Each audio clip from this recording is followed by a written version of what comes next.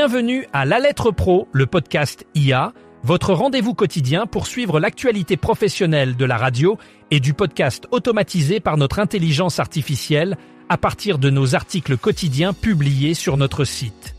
Je suis Brulatour, le rédacteur en chef de La Lettre Pro. Aujourd'hui, nous avons plusieurs sujets intéressants à couvrir. Commençons par un nouvel épisode du podcast Des ondes Vocast. Ce mois-ci, le podcast nous emmène dans les coulisses de Fun Radio avec Christina Guilloton, directrice de production. Elle partage ses réflexions sur les changements récents de la matinale, Bruno dans la radio, et aborde des thèmes comme le management interne et l'ajustement du conducteur de l'émission. Christina parle aussi de l'arrivée de Cyril Hanouna sur Fun Radio, une nouvelle qui promet de dynamiser encore plus la station. L'épisode débute avec un tour d'horizon des actualités radio par Olivier Audoux et inclut une chronique musicale de Marion de Chéri FM qui nous offre un aperçu de samples et funky. Enfin, Julien Vigier nous présente ses carnets d'écoute où il partage ses découvertes et coups de cœur radiophoniques. Le DAB+, ou Digital Audio Broadcasting Plus, est au cœur de l'évolution de la radio numérique, surtout dans le secteur automobile. L'événement World DAB Automotive 2025, prévu à Madrid le 19 juin, sera un rassemblement majeur pour les experts et acteurs clés de cette industrie. Ils se réuniront pour discuter des dernières innovations et des défis auxquels fait face la radio numérique embarquée dans les véhicules. Ce rendez-vous est crucial car il offre une plateforme pour échanger des idées et explorer comment la technologie DAB+ peut transformer l'expérience radio en voiture. Les participants auront l'occasion d'apprendre des leaders du secteur et de découvrir de nouvelles stratégies pour intégrer efficacement cette technologie dans les véhicules modernes.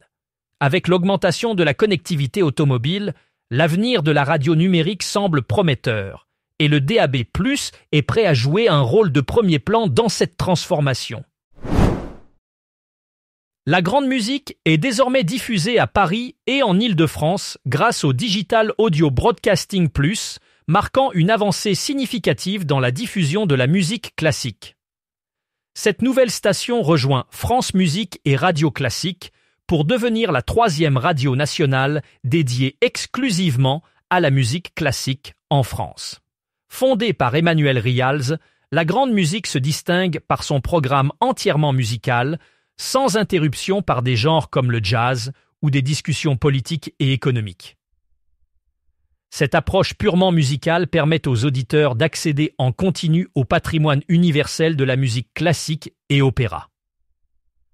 La disponibilité des fréquences hertziennes en DAB+ à Paris, souvent rares et précieuses, offre ainsi aux amateurs de musique un confort d'écoute moderne et inégalé.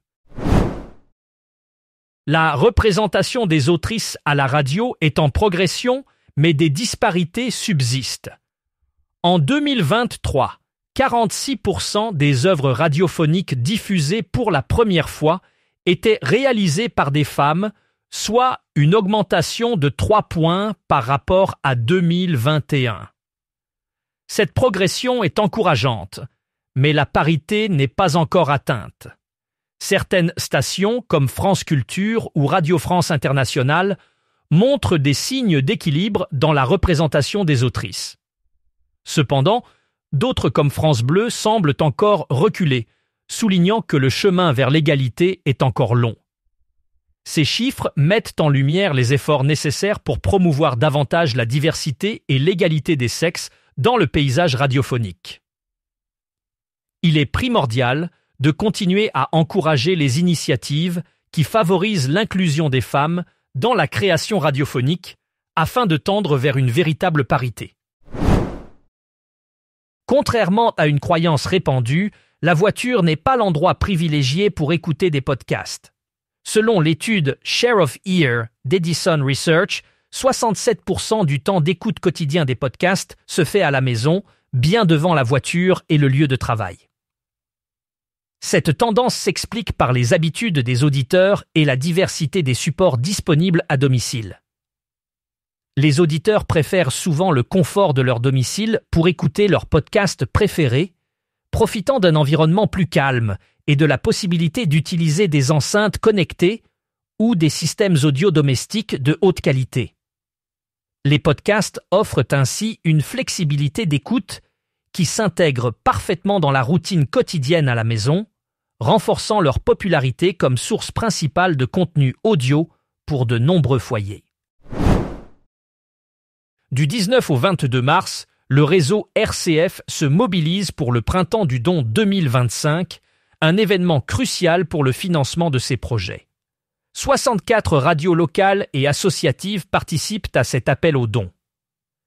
Cette mobilisation vise à financer des initiatives comme le déploiement du Digital Audio Broadcasting Plus à travers la France, la création de nouvelles émissions et podcasts, le développement d'une application RCF, ainsi que l'acquisition de matériel.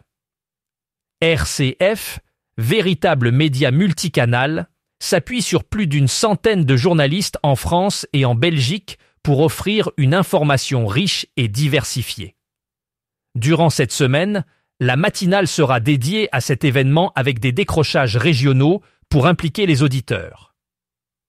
En 2024, les dons ont permis de lancer le podcast Silence on crie, nominé au festival Longueur d'onde, et de couvrir des événements majeurs comme la réouverture de Notre-Dame de Paris. Les radios associatives en zone rurale et ultramarine bénéficient désormais d'un soutien financier renforcé. En effet, un décret du 3 décembre 2024 a permis d'intégrer une aide complémentaire au Fonds de soutien à l'expression radiophonique locale, FSCR. Cette mesure vise à soutenir ces structures essentielles pour la vitalité des territoires. La Fédération des radios associatives en pays, FRAP, a salué cette avancée, soulignant l'importance de ces radios dans la promotion de l'expression locale et le maintien du lien social dans des régions souvent éloignées des grands centres urbains. L'aide financière supplémentaire permettra à ces radios de développer leurs programmes, d'améliorer leur infrastructure technique et de renforcer leur capacité à produire des contenus pertinents et diversifiés. Cette initiative témoigne de la reconnaissance de l'État envers le rôle crucial des radios associatives dans le paysage médiatique français. La SCOL ouvrira ses portes au public lors d'une journée portes ouvertes à Guichen, dans l'espace Galatée. Cet événement est une occasion unique pour les futurs étudiants et professionnels de l'éducation et de la médiation culturelle de découvrir les programmes de formation offerts par l'établissement. Les visiteurs pourront rencontrer la communauté enseignante et étudiante, explorer les installations comme les salles de classe et les espaces de travail collaboratifs et se familiariser avec les nouveaux studios de radio laser. Cette immersion vise à présenter le cursus, les spécialisations et les débouchés professionnels possibles pour les étudiants. La journée portes ouvertes aura lieu le mercredi 12 mars de 14h à 17h, offrant un aperçu concret de l'environnement d'apprentissage et de vie exceptionnel de la SCOL. Marktest a récemment publié le premier classement officiel des podcasts portugais, révélant des résultats fascinants grâce à son service Podscope. Ce service novateur offre une mesure technique et auditée des podcasts au Portugal, soulignant la croissance dynamique de ce secteur.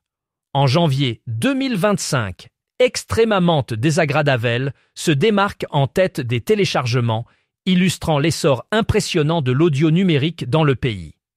Ce classement marque une étape importante pour l'industrie des podcasts au Portugal, offrant des données précieuses sur l'engagement des auditeurs et les tendances émergentes.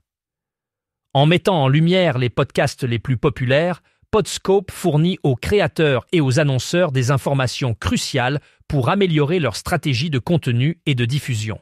Cette initiative de Marktest est un pas en avant vers une meilleure compréhension du paysage médiatique portugais. Et voilà qui conclut notre épisode d'aujourd'hui de La Lettre Pro, le podcast IA. Merci de nous avoir écoutés. Pour plus de détails sur ces sujets et bien d'autres, rendez-vous sur notre site lalettre.pro. Vous pouvez également vous abonner à notre newsletter quotidienne pour rester informé de toutes les actualités du monde de la radio et du podcast. À demain pour un nouveau résumé de l'actualité. Bonne soirée.